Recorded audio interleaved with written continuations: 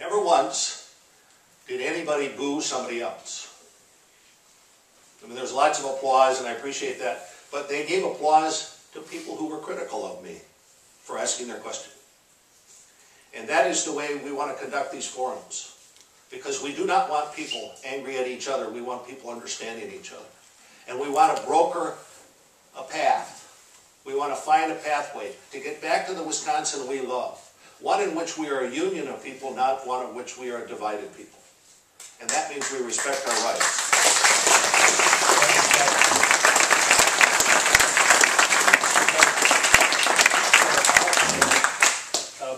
Somebody wants to ask a question. There's no particular order. And then, yes, sir. Bob, for all the work that you've done on this, representing us, I'd like to ask the rest of the people here to stand up. Yeah. Bob, yeah.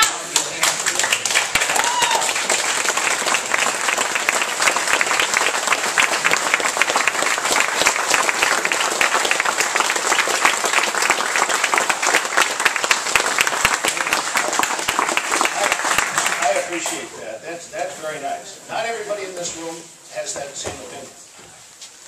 And I don't, we'd ask no signs, no protests, because this is a forum. And I don't want people who don't have the same opinion feel as though they're intimidated that they can't express their voice. And so that's very nice of you to do, and we're deeply appreciative.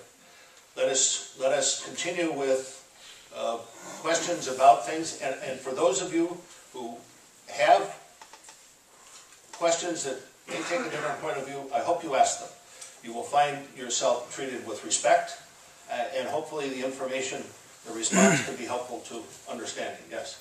What's left of the bill that hasn't been dealt with, once you convene, is that going to be divided up into sections where there's really going to be a debate, or is this an all or nothing bill that's there's not going to be any debate? Everyone's going to stay on one side and everyone else is going to stay on the other. Well, there are two things that are left.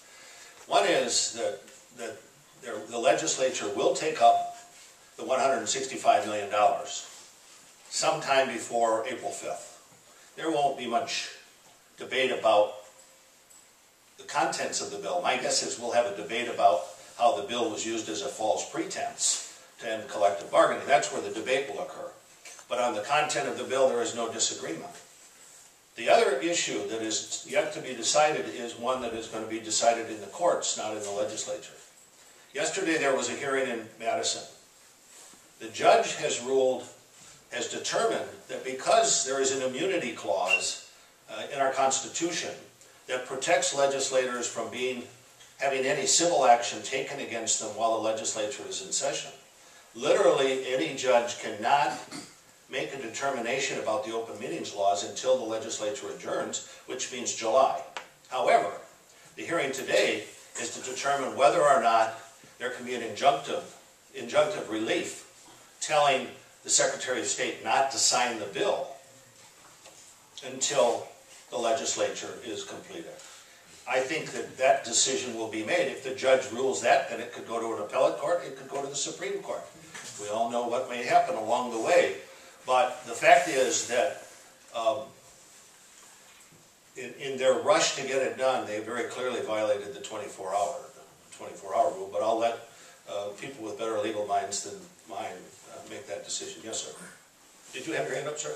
Yeah, I was wondering about another bill that I think is absolutely related. It'd be Senate Bill number 23. They talk all sorts of things about leave and whatnot in there. And I'm very confused when I read it. And it seems to, as I read toward the end of it, it sounds like it's supposed to eliminate leave. But again, I don't know if I was very, very confused when I read that and the legislative fiscal bureau. See, I often, there are so many bills introduced, I often don't know the number of the bills.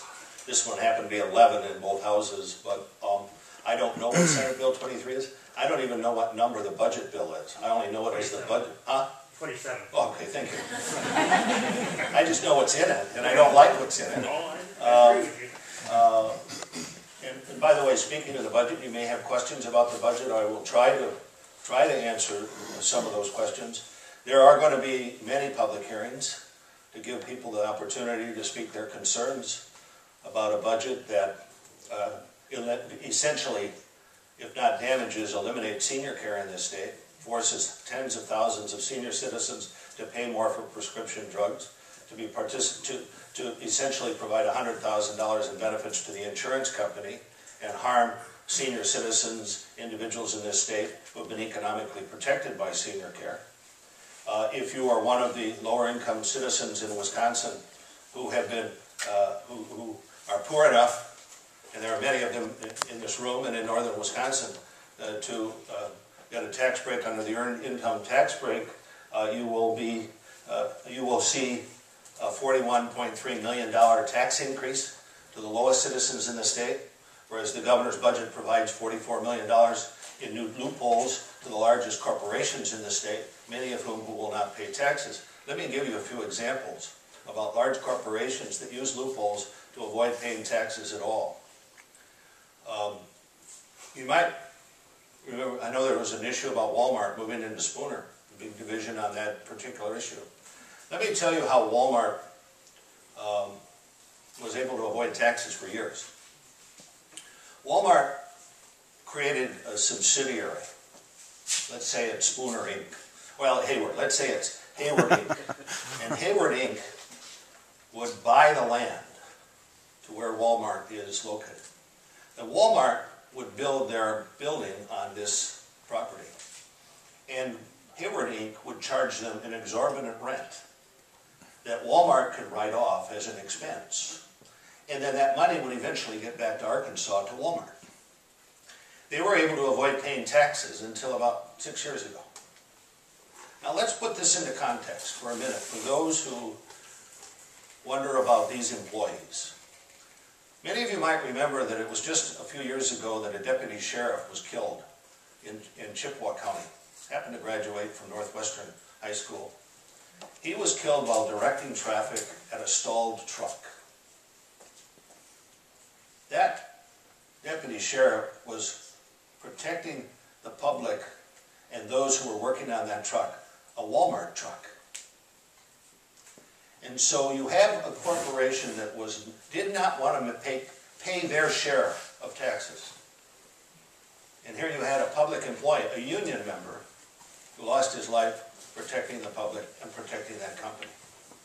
M&I Bank, for years, was using the Las Vegas loophole. They and dozens of other Wisconsin banks would create subsidiaries in Las Vegas, whereby they could move their assets out to Las Vegas, keep their liabilities in the state of Wisconsin, and avoid paying taxes. M&I Bank is one of the largest banks in the Midwest, and they were paying no taxes, but the people who put their money in the bank were. Now that was corrected under the Doyle administration. I helped do that, and I was criticized for raising taxes. I didn't raise taxes. I assured that everybody paid their taxes. And that's the best way our tax system works. When you have certain groups, like Coca-Cola paid no taxes 1 year, and Pepsi-Cola did. Why Merck Pharmaceutical paid no taxes? Because these out-of-state, while Microsoft paid no taxes to the state of Wisconsin. Imagine that. How many of you have Microsoft products and they were paying no state income taxes because they're able to use these loopholes? The governor now has another $46 million in here. There's $200 million in new tax breaks for businesses in this bill, and including a tax break if someone happens to buy a health savings account. Now, health savings accounts in and of themselves are good, if you can afford them. Unemployed workers can't afford health savings accounts.